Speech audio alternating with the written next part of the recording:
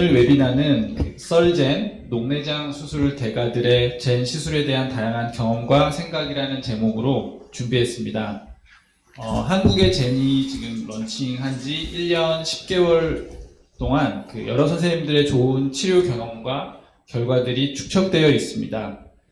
젠을 사용하시는 선생님도 이제 새로이 젠을 사용하시고자 하는 선생님들에게도 이러한 유익한 경험들의 공유가 절실히 필요할 것으로 생각되어 오늘 이 자리를 준비했습니다. 역시 젠을 아주 많이 하셨고 강의도 많이 해주셔서 다 잘 알고 계실 것 같습니다. 서울대 졸업하시고 현재 센트럴 서울안과 공동대표 원장을 하고 계시고요. 안과의사회와 녹내장학회에서 정보통신이사로 활동하고 계십니다. 부탁드립니다. 네, 반갑습니다.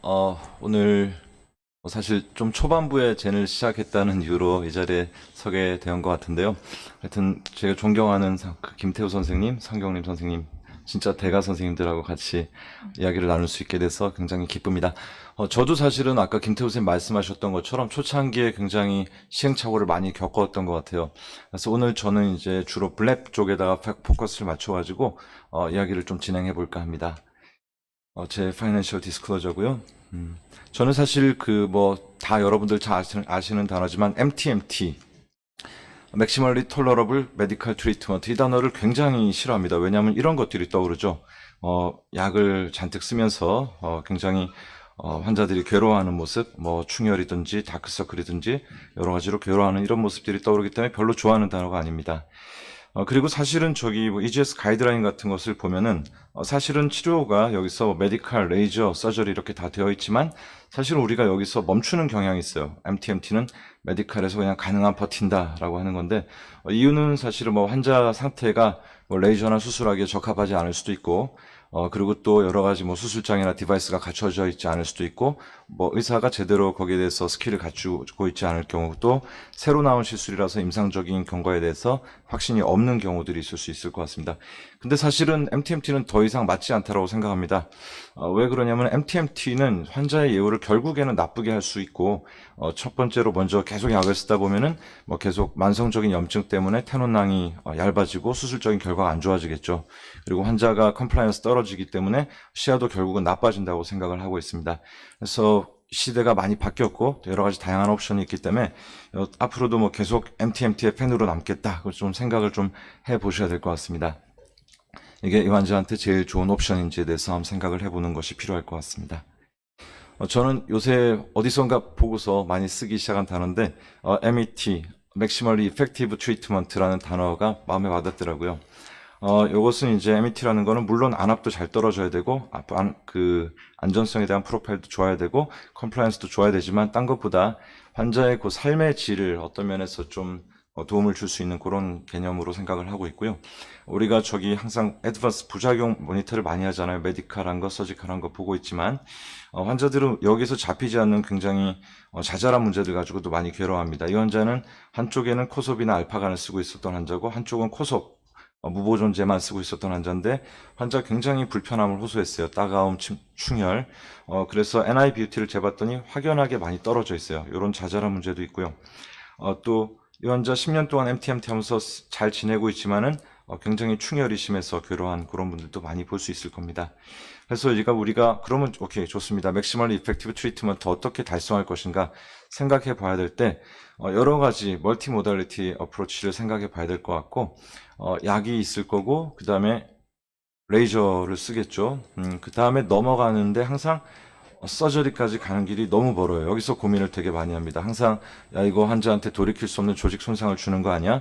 꼭 시저가 루비콘 강을 건너듯이 그런 느낌이 들 때도 있고요.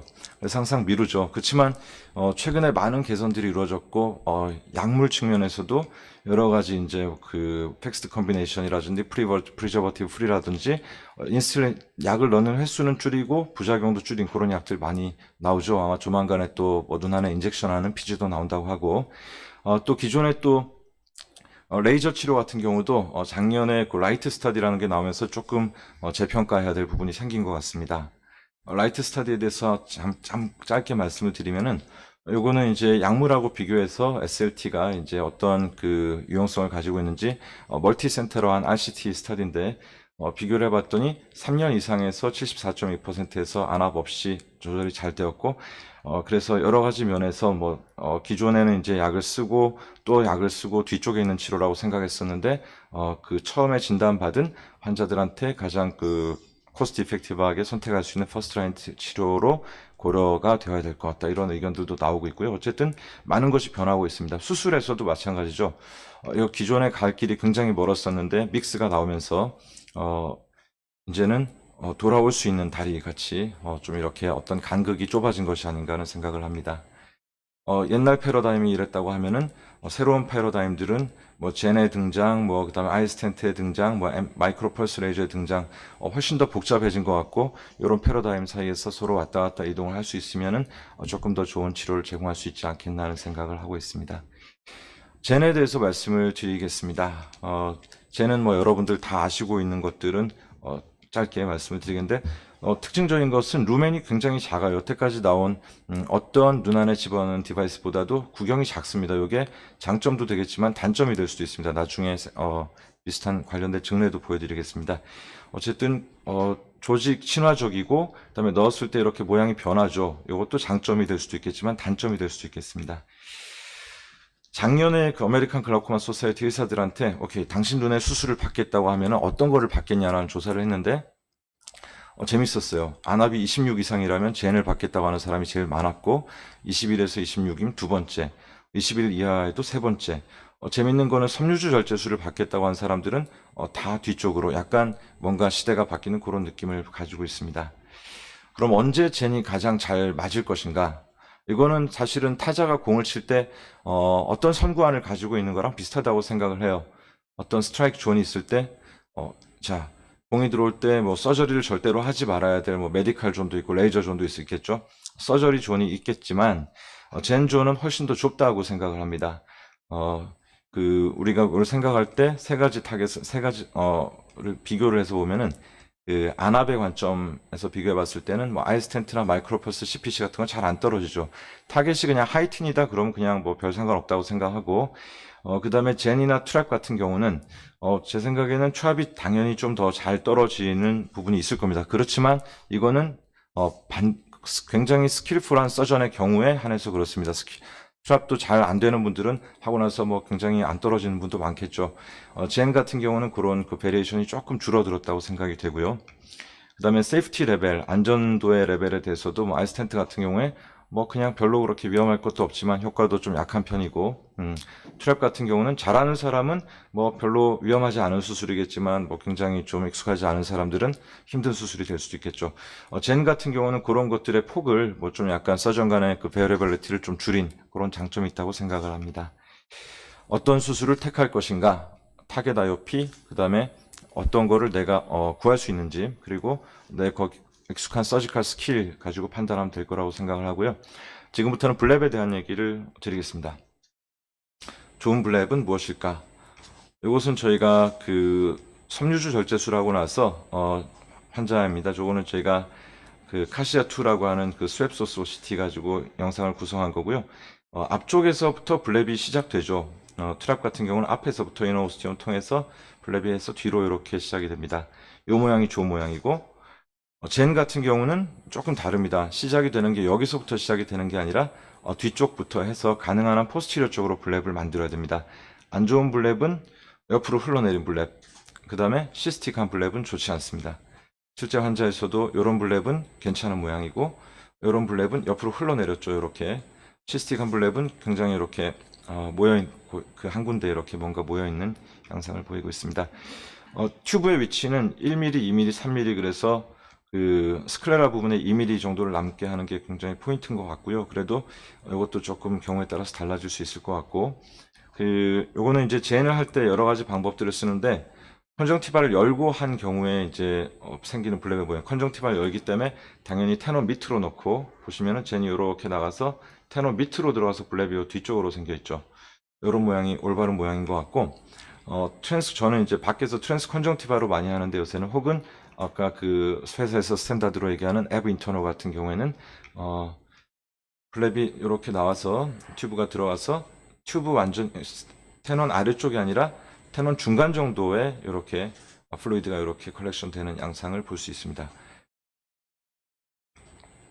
요거 되게 재밌는 연구가 있었어요. 작년에 나온 논문인데 수술하고 나서 레트로스펙티브하게 젠팁이 어디에 위치해 있느냐를 보고서 그걸 가지고 결과를 분석해 봤더니, 자 이제 젠팁이 컨정티바 안에 혹은 뭐 컨정티바 바로 바싹 붙어가지고 있던 경우랑, 그 다음에 테논 가운데 혹은 테논 밑에 있는 경우 분석해 봤더니, 안압이 그 서브 테논 혹은 인트라 테논 가운데를 가르면서 이렇게 블랩이 생긴 경우가 여러 가지 면에서 안압이나 그런 경우에 안정성이 더 좋더라는 연구가 있었습니다. 약물 사용 회 숫자에서도 그렇고요. 요거 이제 실제로 아까 보여드렸던 부분인데, 네, 하여튼 양상이 조금 다르죠. 블랩 모양의 내가 이 아쿠어스 플로우가 아쿠어스 휴머가 어디로 가는가에 대해서 관심을 좀 가져야 될 것 같고요. 몇 가지 이제 제가 그래서 저도 시행착오를 굉장히 많이 했었습니다. 그 앱 인터너로 시작을 했었어요. 처음에 수입이 작년에 중단되기 전까지는. 그러고 나서 그 전에는 이제 농도도 바꿔가면서 했었고, 그 이후에는 또 저 앱 익스터너로도 많이 하고 있는데, 그 제가 느낀 것들 중에서 몇 가지만 말씀을 드리겠습니다. 먼저 요거는 아까 선구안에 대해서 얘기를 했는데, 잘 될 눈을 골라서 해야 되는 게 제일 중요한 포인트라고 생각이 됩니다.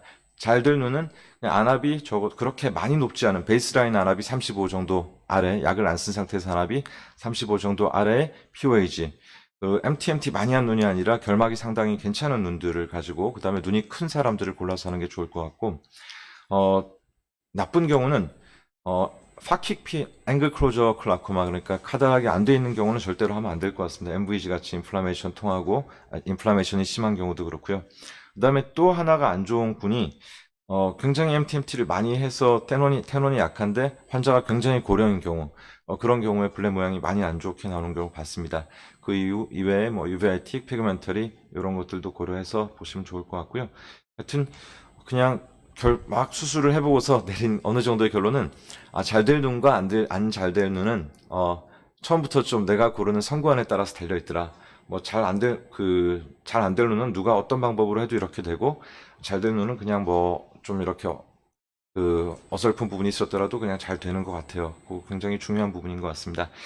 두 번째는 적당한 테크닉을 찾아내는 것도 굉장히 중요한 부분인 것 같은데, 그 앱 인터너, 앱 익스터너 있죠. 그리고 사이클로토전도 고려를 좀 해야 될 것 같고, 마이토마이신 농도, 그 다음에 어디에 언제 주사를 할 것인지, 그다음에 프라이머리 니들링을 할 것인지 말 것인지도 생각을 좀 해봐야 될 것 같습니다. 앱 인터너하고 앱 익스터너에 대해서 짧게 말씀을 드리면, 앱 인터너는 사실은 허가를 받을 때 원래 이렇게 받았던 부분이죠. 스텐트를 통해서 안쪽에서 집어넣죠. 근데 몇 가지 한계점, 이슈가 되는 부분들이 있습니다. 일단 서지컬 테크닉 면에서 한국인들은 눈이 작은 경우들이 많아요. 아시아인들이. 그리고 피지 오래 쓰면서 굉장히 딥 썬큰 아이가 되어 있는 경우가 많이 있습니다. 또 이제 포지션이 잘 안 잡힌 상태에서 이 젠을 안쪽으로 넣다 보면은 충분히 서브 컨정티바로 빠져나오지 않고 젠이 그 테논낭에 걸린 상태에서 멈추는 경우들이 많게 됩니다. 특히 또 젊은 사람들에서도 테논이 굉장히 두꺼운 사람들에서 그렇습니다. 또 하나 단점은 할 때 반드시 그 비스코 일라스틱을 써야 되죠. 그것도 단점 중에 하나라고 생각을 합니다. 그래서 이제 그걸 고안하기 위해서 여러 가지 방법들이 등장했죠. 뭐 완전히 컨정티바를 열고 하는 방법, 이것도 처음에 좀 했었는데, 요거는 사실은 저는 별로 좋아하지 않는 것이, 젠 수술의 제일 큰 장점이라고 하는 게 그 인시전이나 수처 같은 것들이 없어가지고 그걸로 유발되는 인플라메이션을 줄이는 게 장점인데, 뭐 별로 합당하지 않은 것 같아서 최근에는 트랜스 컨정티발 어프로치를 하고 있습니다.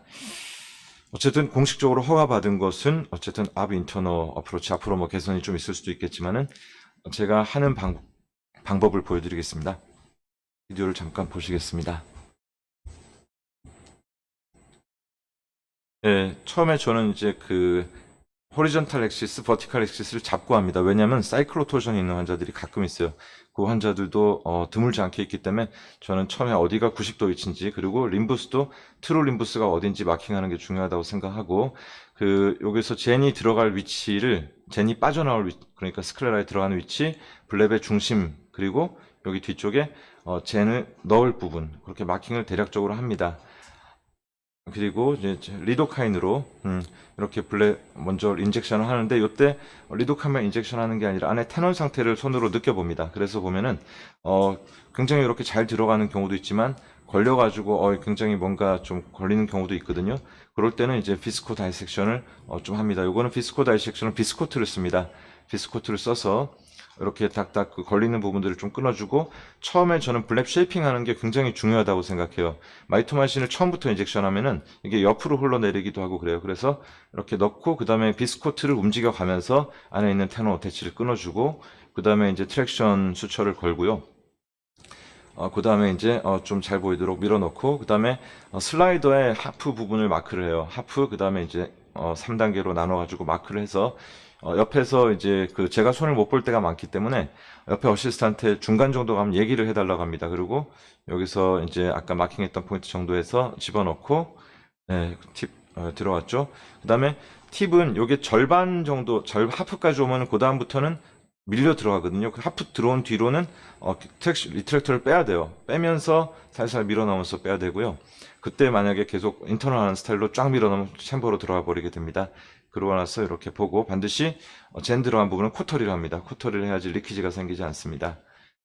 그리고 나서 이제 마지막에 이제 마이토마이신을 인젝션을 하는데, 마이토마이신 인젝션 하는 거는 블랩의 중심이라고 생각되는 부분보다 약간 뒷부분, 왜냐하면 중력 때문에 내려오니까, 그래서 거기다가 인젝션 하면은 아까 우리가 OVD로 만들었던 부분으로 해서 생기는 게 볼 수 있고, 그 다음에 아바스틴을 좀 더 위쪽에다 인젝션 합니다. 아바스틴은 안압에는 별 상관없는 것 같은데 블랙 모양이 훨씬 깨끗해진 거를 볼 수 있습니다. 그래서 이건 수술하고 똑같은 환자 수술하고 하루째인데 모양이 굉장히 깨끗하고 안압도 조정이 잘 되는 걸 볼 수 있습니다. 전형적인 요 괜찮은 블랙 모양인데요. 젠 통해서 들어가고, 그 다음에 디퓨즈 블랩도 있지만 멀티시스틱한 블랩들이 이렇게 테넌 사이에 보이는 요 모양은 굉장히 잘 된 모양입니다. 이게 잘 갈 수 있도록 주의를 지켜보면 될 것 같고, 이건 어제 수술한 환자인데 이렇게 사이클로토션이 심한 사람들이 있어요. 이 정도 심하면은 나중에 우리가 만약에 여기다가 슈피르에다가 넣었다라고 생각해도 하고 나면은 네이살 블랩이 됩니다. 이런 경우에 아까 보여줬던 그 엑스브런트 블랩이 되는 경우들이 있는 것 같아요. 그래서 90도 축을 반드시 잘 잡아놓고 하는 것도 중요할 것 같아요. 뭐 디지털 마커가 없어, 저희는 칼리스토라고 해서 현미경에 붙어 있는 걸 쓰는데, 그 없으면은 그냥 매뉴얼로라도 호리존탈 마킹을 하고서 하는 게 중요할 것 같고, 그 다음에 중요한 것 중에 하나가 프라이머리 니들링도 굉장히 중요한 부분인 것 같아요. 이거는 올해 2월 달에 런던에서 있었던 그 국제농내장 수술학회에서 포스터로 제가 발표했던 건데, 초기 환자들이에요. 전부 다 아브 인터너로 했었던 환자들이고, 니들링을 전혀 안 하고, 그 다음에 그 2마이크로그램 퍼 밀리리터로 했던 군, 그 다음에 니들링을 하고 2마이크로, 그 다음에 그 니들링을 하고 4로 했던 군에서 보니까, 니들링을 하나도 안 했던 군들은 하고 나서 니들링 레이트가 굉장히 높았어요. 이건 6개월까지 팔로업이지만, 그리고 굉장히 세컨드 서저리를 하게 된 경우들이 많았었는데, 니들링 하고서부터는 굉장히 그런 가능성이 줄어들었습니다. 좀 학술적인 베이스가 없을까 생각을 해보다가, 찾아보니까, 지금 동국대학교 일산병원에 계시는 박철용 선생님께서 굉장히 좋은 연구를 하셨더라고요. 컨정티바와 서브컨정티바 스페이스, 그 다음에 테논, 그 다음에 스클레라까지를 EM으로 분석을 해봤는데, 이쪽 위쪽이 컨정티바 쪽이고, 아래쪽이 스클레라인데, 콜라겐의 배열이 틀려요. 위쪽은 이제 굉장히 좀 덴스하게 되어 있고, 아래쪽은 좀 루스하게 되어 있습니다. 인트라테논 쪽, 원래 사실은 저기 초반에 아까 아이키아메드 같은 경우 얘기를 할 때 뭐 서브 컨정티바 스페이스 그랬는데, 실제로 서브 컨정티바랑 테논 다이섹션 안 되는 경우도 굉장히 많거든요.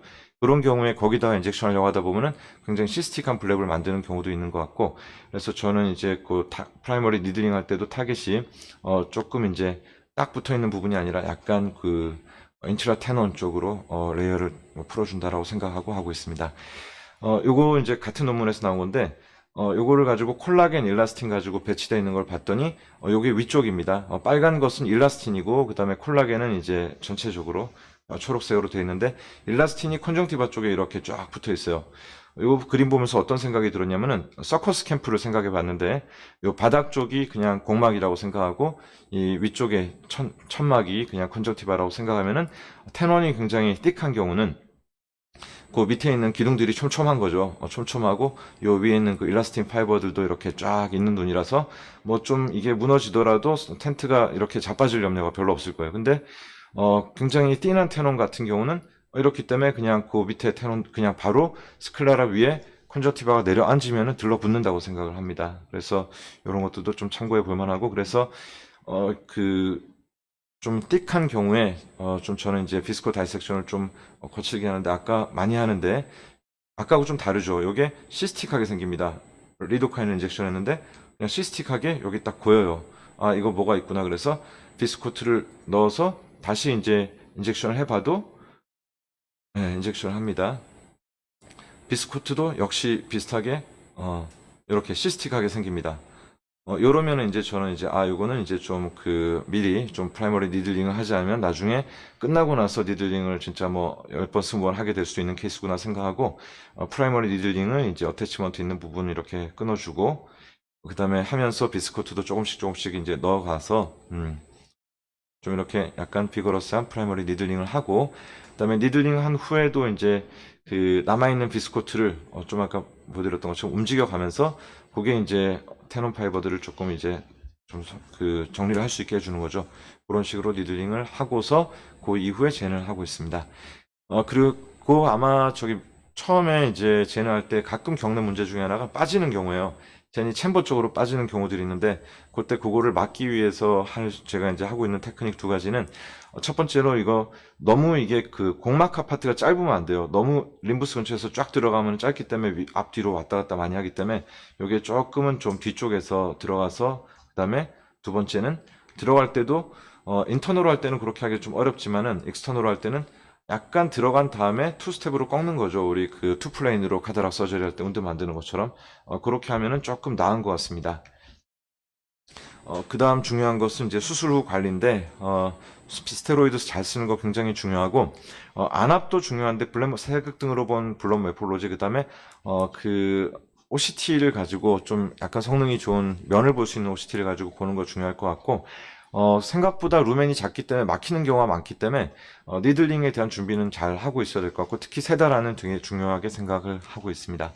그리고 좀 하이리스키 그룹에서는 우리 아메드 하고 나서 뭐 코섭이나 뭐 콤비간이나 엘라족 쓰는 것처럼 약간 아쿠어스 서프레센트 쓰는 것도 어떨까? 이거는 뭐 아직은 뭐 좀 들여다보고 있는 단계지만 생각을 하고 있고, 요런 뭐 스웹소스 OCT 같은 경우 있으면은 사실 굉장히 편합니다. 이게 블랩이 어디서부터 문제가 생겼는지를 저희가 직접 이렇게 움직여가면서 젠이 나오는 부분하고 공간하고 어디가 들러붙어 있는지를 뭐 호리존탈, 뭐 버티칼, 뭐 이렇게 다 움직여가면서 볼 수 있으니까 도움이 될 것 같습니다. 그래서 요거는 이제 니들링 하기 전 상태, 후 상태 들여다 보면은 하기 전에는 이제 앞쪽에 좀 있었던 블랩이 하고 나서는 좀 더 약간 부족해서 한 번 더 하려고 생각 중인 환자입니다. 이 부분의 어태치를 두 번째 할 때는 좀 끊어주면은 더 잘 통할 것 같아서 그렇게 들여다 볼 수도 있을 것 같고요. 어쨌든 간에 잘된 블랙들은 하여튼 삶의 질을 향상시켜 주는 것 같고, 이 환자 같은 경우는 굉장히 심한 건조증을 호소하고 충혈도 생기고 필라멘트도 생겼었는데, 수술 전 사진인데 수술하고 나서는 굉장히 좋아졌죠. 이런 부분이 좋아지면서 필라멘트가 없고 환자가 굉장히 편하게 느꼈던 케이스입니다. 나쁜 블랙 몇 가지 보여드리고 끝내겠습니다. 요거는 뭐 아주 나쁜 블랙은 아닌데 너무 블랙이 엔티리어로 온 거예요. 요거는 사실은 젠의 특성을 제대로 살린 것이 아니라 너무 앞쪽에서 필트레이션이 되는 거죠. 요렇게 이 앞쪽 블랙이 생기는 이유는 마이토마신을 너무 림부스 쪽에서 인젝션 했거나 스클레라 엑시트가 너무 앞쪽에 들어왔거나 그런 경우는 프라이머리 니들링 혹은 뭐 마이토마신 좀 더 뒤쪽에서 인젝션하고 혹은 뭐 압 인턱스 익스터널로 하는 걸로 해결할 수 있을 것 같고요. 요거는 이제 플랫 블랩이 되는 경우죠. 블랩이 나가다가 없죠. 그냥 변이 사라져 버렸습니다. 요거는 테논이 너무 얇은 경우, 원래 그럴 것 같은 경우가 많고 중간에 젠이 막혀버리는 경우도 있습니다. 그 다음에 블랩이 새는 경우, 특히 압 익스터널 할 때 큰 게이지 니들로 하고서 코털이 안 하고 나오는 경우에 가끔 생깁니다. 젠이 막히는 경우도 있어요. 요거는 잘 하고서 환자가 이제 뭐 괜찮았어요. 이 환자는 그냥 젠을 워낙에 해달라고 오신 분이라서 잘 하고서 잘 버텼는데 하고서 한 6개월까지도 굉장히 좋은 블랙 모양을 가지고 있었어요. 근데 환자가 이제 카다락이 있었는데 딴 병원에 사고 온 굉장히 띡한 PCO를 가지고 있었는데 약을 했어요. 야근을 하고 났더니 그러고서 그 다음날 환자가 이제 난리가 났었습니다. 그냥 엄청나게 두통에 뭐 굉장히 토하고 안압도 50이고 멀쩡했던 블랩이 갑자기 확 가라앉아 버렸습니다. 그래서 이 환자는 이제 그 디지털 마사지하고 마니톨 주고 뭐 약도 주고 니들링도 하고 뭐 그러면서 다시 뭐 통해 그랬던 경우인데 꽤 오래된 젠이라도 염증이 있거나 혹은 RBC가 뭐 이렇게 떠다닐 수 있는 경우라거나 그럴 때 막힐 수 있다는 거 유념하시고요. 그다음에 김태우 쌤 보여줬던 아까 그 늘어진 블랩인데 그런 거 가끔 생깁니다. 가끔 생기는데 이 환자 같은 경우는 젠을 하고 나서 이렇게 옆쪽으로 늘어진 블랩이 생겼죠. 그리고 좀 지나서 델렌도 생겼습니다. 환자 뭐 아프다 그러고 불편하다 그러고 그래요. 그래서 이제 어떻게 할까 뭐 지켜보다가 그 아르곤 레이저를 써가지고 블랩 리미팅 컨정티브 플라스티라는 걸 하기로 했는데 이건 어떻게 하냐면은 그 마킹펜 가지고 이렇게 색칠을 해요. 색칠을 하고 요 블랩이 원래 이렇게 있었겠죠. 마킹펜으로 색칠을 하고 난 다음에 원래 이렇게 물이 이렇게 내려오고 있었겠지만 칠하고 그리고 이제 저기 수철 라이시스 렌즈를 가지고 누르고 그 다음에 이제 뻔을 줍니다. 그래서 붙이는 거죠. 컨정티바랑 이렇게 붙여버리면은 물이 이렇게 좀 내려오는 게 제한이 되고 시간이 지나니까 원래 이렇게 되지 않을까 해서 했는데 진짜로 되더라고요. 블랩이 이렇게 있던 것이 줄어들었습니다. 예전 같으면 제가 열고서 수술했는데 이렇게 해서도 효과가 있는 것 같습니다. 한번 참고하시면 좋을 것 같습니다. 그래서 우리가 그 녹내장, 뭐 젠 등장했을 때 뭐 녹내장 수술 엄청 많은데 왜 우리가 또 머리를 써야 되지 이런 생각을 할 수 있지만 이 환자 제가 한쪽은 여전히 이제 MTMT를 하고 있고 한쪽은 젠 수술하고 되게 잘 된 분인데 사실 저랑 동갑인 여자 환자분이세요. 수술하고서 충혈도 없어지고 다크서클도 굉장히 좋아지고 환자의 삶의 만족도 자체가 굉장히 좋아졌습니다. 여러 가지 좀 넘어야 될 허들이 있지만은 여러 가지 이제 특히 라이프 퀄리티라든지 그런 걸 생각할 때 굉장히 유용한 옵션으로 생각하고 지금까지 제 경험에 대해서 말씀드렸습니다. 감사합니다.